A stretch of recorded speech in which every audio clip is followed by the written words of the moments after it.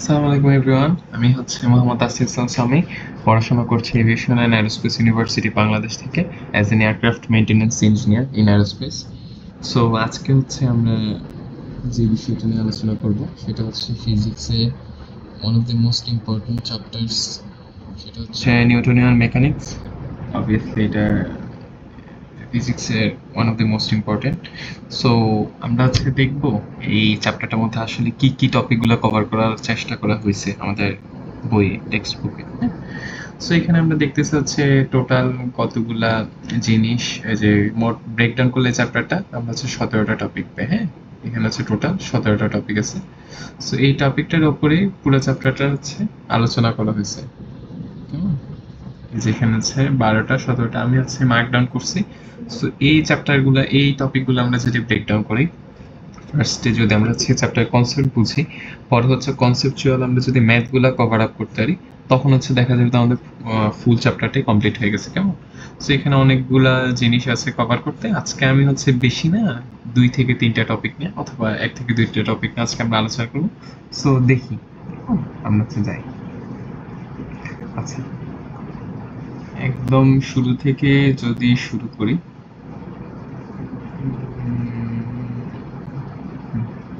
কেমন? আমরা এখান থেকে যদি দেখার চেষ্টা করি। আচ্ছা, আমরা শুরু করতেছি হচ্ছে আজকে একটা ইন্টারেস্টিং টপিক। এটা হচ্ছে সবারই হচ্ছে এটা নিয়ে কিউরিওসিটি থাকে, আমারও ইন্টার পড়ার সময় ছিল। এটা হচ্ছে লিফটের টপিকটা। কেমন? লিফট কিভাবে কাজ করে। আচ্ছা, তোমরা বলো তো, আমরা নিউটনের যে থার্ড ল, যেটাকে কেমন, নিউটনের থার্ড ল থেকে আমরা হচ্ছে কি স্টেটমেন্টটা পাই, আমি একটু যদি ভাবি কি জিনিসটা পাই। নিউটন আমাদের বলছে থার্ড লতে every action has its equal and opposite reaction. কেমন? প্রত্যেক ক্রিয়ারই একটা সমান ও বিপরীতমুখী প্রতিক্রিয়া আছে। কেমন?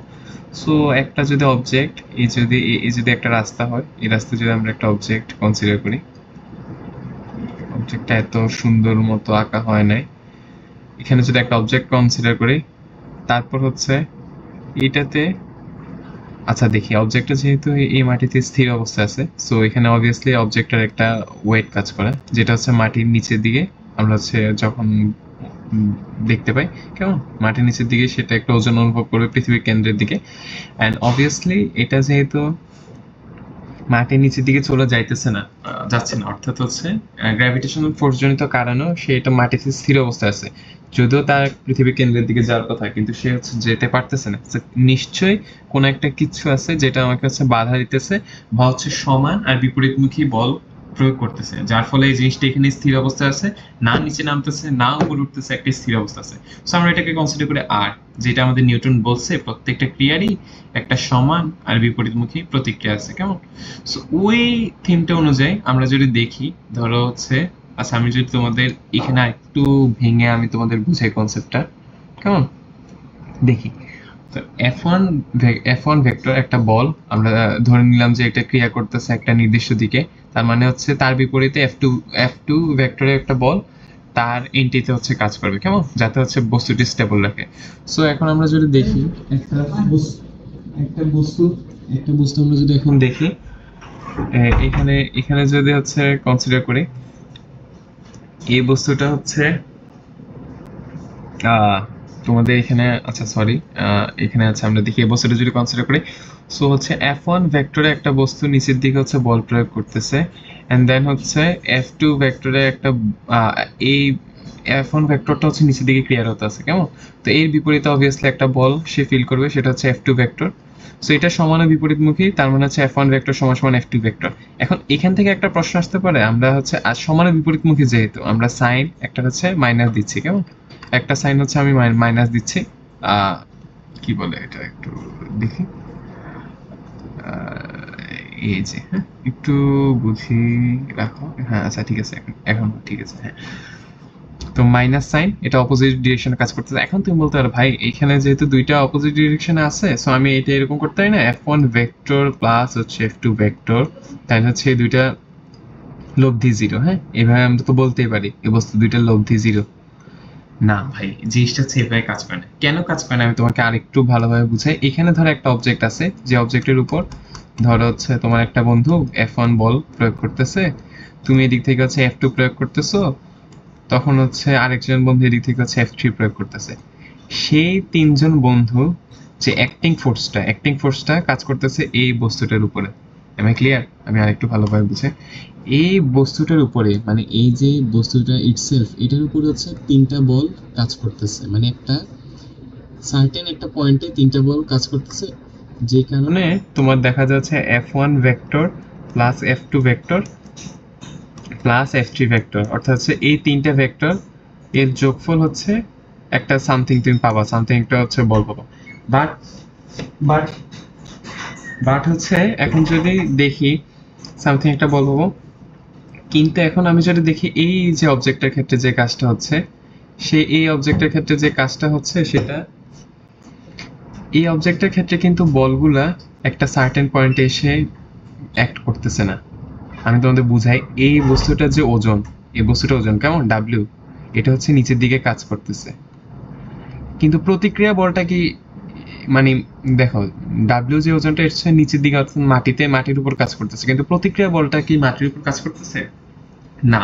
প্রতিক্রিয়া বল যেটা আর সেটা কিন্তু কাজ করতেছে বস্তুটার উপর অর্থাৎ হচ্ছে একটা হচ্ছে বস্তুর উপর ক্রিয়াশীল বল আর একটা হচ্ছে মাটির উপর ক্রিয়াশীল, তাইলে হচ্ছে দুইটার যে মানে কমন পয়েন্টটা দুইটা একটা সার্টেন একটা অবজেক্টের উপর কাজ করতেছে না, দেয়ারফর আমরা হচ্ছে এটা লব্ধি নিতে পারবো না।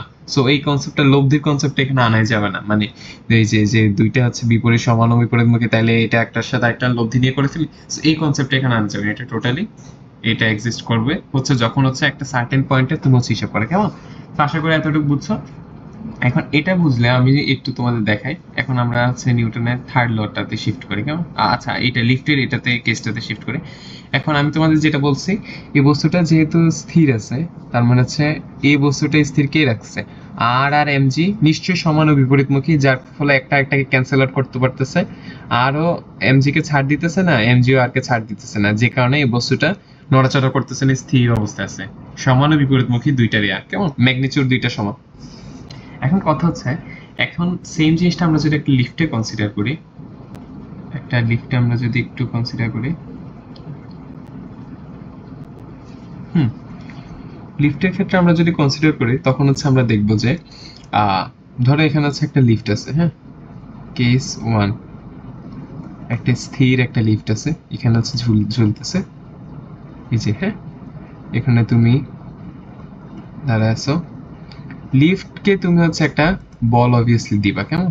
তোমার ওজন জনিত কারণে লিফটটা নিচের দিকে একটা বল ফিল করবে, এটা হচ্ছে ডাব্লিউ, আর লিফট তোমাকে যে প্রতিক্রিয়া বল দিবে রেজিস্টিভ ফোর্স সেটা হচ্ছে আর, আমি কনসিডার করলাম। এখন কথা হচ্ছে লিফটে যদি তুমি স্থির অবস্থায় থাকো, কেমন?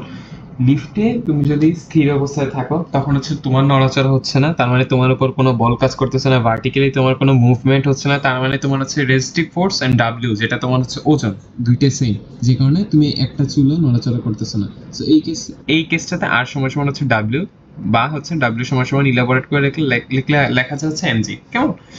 সেম এখন তুমি দেখো সেম এখন তুমি যদি দেখো এই জায়গাটাতে আমি যদি আবার তোমাদের সুন্দরভাবে দেখাই,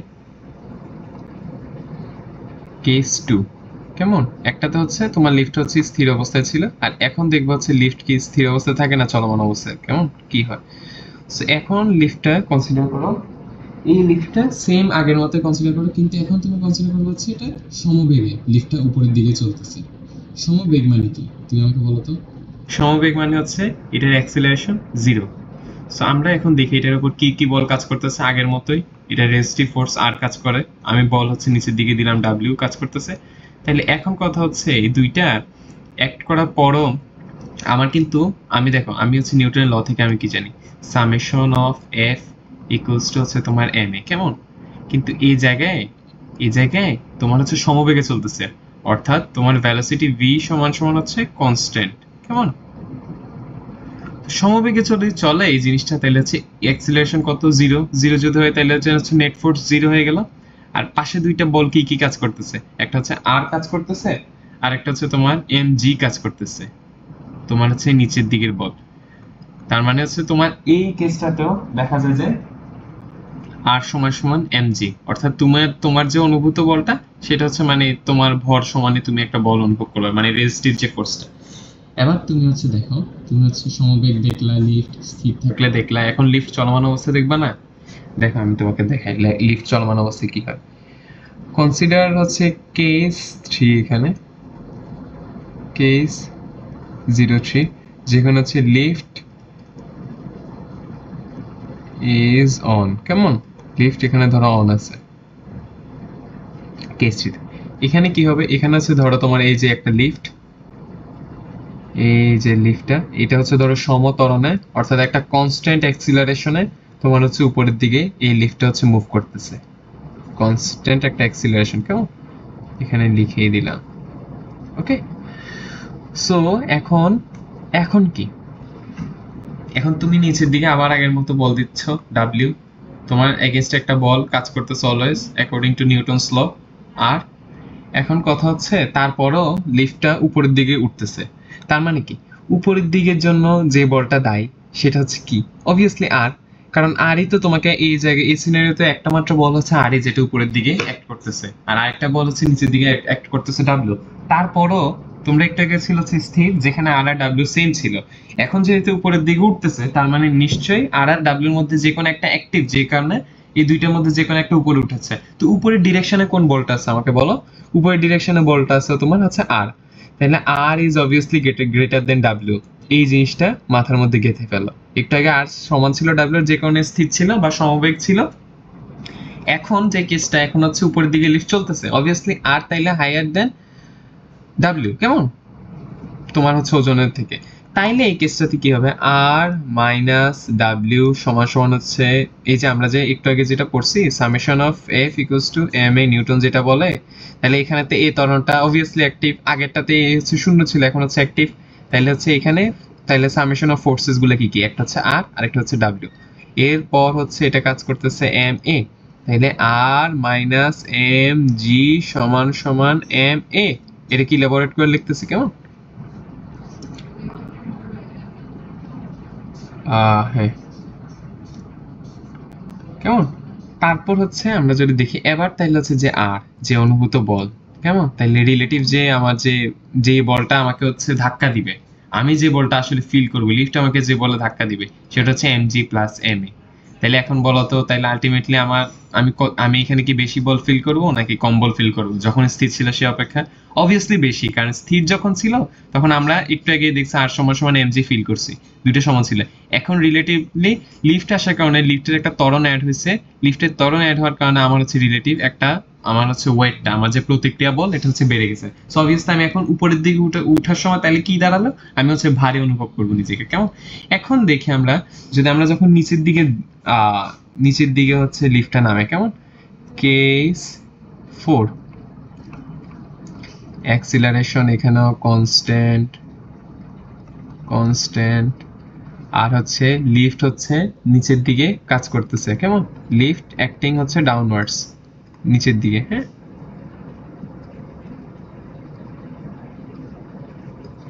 ওকে।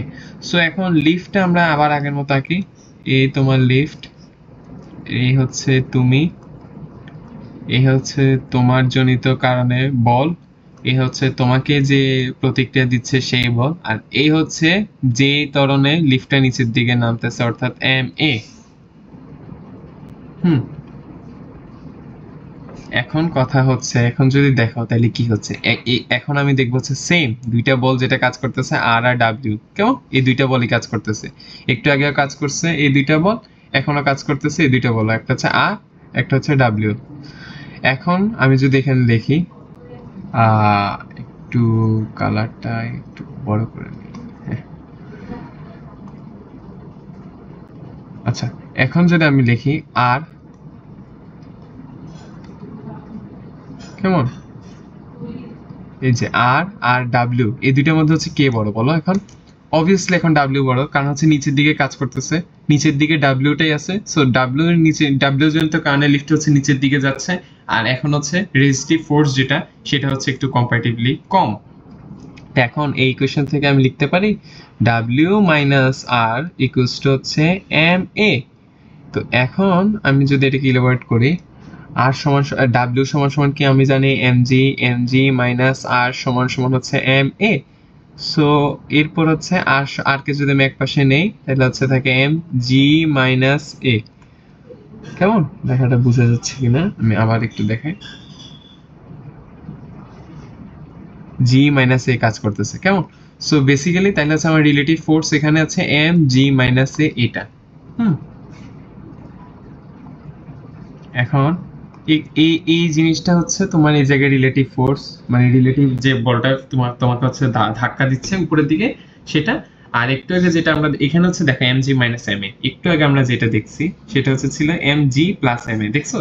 তাইলে তখন যখন লিফট উপরের দিকে উঠতেছিল তখন আমি এম জি পাশাপাশি হচ্ছে এম এ একটা বলজনিত কারণে আমি হচ্ছে বেশি ধাক্কা ফিল করছি, হ্যাঁ আমি বেশি একটা মানে রেজিস্ট্রিভ ফোর্স ফিল করছি। এখন কথা হচ্ছে এখন যখন লিফট নিচের দিকে নামতেছে আমার আমার তো নিজের যে ওজন এমজি থেকে এম এ অর্থাৎ লিফট জনিত ত্বরণের কারণে যে আলাদা একটা বল পেতাম ওইটা আমার মাইনাস হয়ে যাচ্ছে। তাইলে কি দাঁড়ালো, এবার নিশ্চয়ই আমি নিজেকে হালকা অনুভব করব। সেম কনসেপ্টটা কাজে লাগাই লিফট হয়, সেম কনসেপ্টটা কাজে লাগে হচ্ছে আমার কপি কল চলে, সেম কনসেপ্টটা কাজে লাগায় অনেকটা সেম। মানে যেখানে হচ্ছে তোমার অনুভূত বলটা হচ্ছে বেশ কম হবে, আরটা তোমার ভেরি করবে, আর তোমার হচ্ছে অনুভূত বল বাড়তে পারে কমতে পারে। সেম কনসেপ্ট গুলো কাজে লাগায় লিফট কপি কল কাজ করে। ইভেন আমরা একটা বস্তুর উপর যখন হচ্ছে বিভিন্ন ডিরেকশন থেকে ফোর্স অ্যাপ্লাই করে তখনও দেখা যায় যে এই সকল জিনিসের কারণে অর্থাৎ হচ্ছে কম্পোনেন্ট গুলোর কারণে একটা আরেকটাকে হচ্ছে মাইনাস করে দেয়, তখন হচ্ছে রিলেটিভলি আমাদের কম বল অনুভূত হয়। সো এই সকল টপিকগুলো ইন্টারেস্টিং টপিকগুলো আরো হচ্ছে দেখতে তোমরা হচ্ছে চোখ রাখো এখানে। অ্যান্ড দেন নেক্সট ক্লাসে হচ্ছে আমরা আরো কয়েকটা টপিক নিয়ে আলোচনা করবো যেগুলো সাধারণত আমি দেখছি ইন্টারে খুব একটা ইয়া দেখানো হয় না, যেমন লিফটের যে কনসেপ্ট বা পুলির যে কনসেপ্ট এগুলো ইন্টারে দেখা হয় না, এগুলো আবার ইয়া কি বলে তোমাদের সাধারণত অ্যাডমিশন কোচিং এ করানো হয় বা হচ্ছে টেস্টের দিকে কোশ্চেন আসতে পারে। বাট এগুলো যদি আসলে আমরা এত ভয় না পাই, আমরা যদি এগুলোর সাথে আস্তে আস্তে দেখে দেখে ইন্ট্রোডিউস হতে পারি প্রথম দিকে, তাইলে আমার কাছে মনে হয় আসলে এইচএসসি তে এত কষ্ট করা লাগবে না। So that's all for today. Next ক্লাসে হচ্ছে অন্য বেশ কিছু আরো ইন্টারেস্টিং টপিক নিয়ে আলোচনা করবো। হোপফুলি তোমাদের ক্লাস ভালো লাগছে।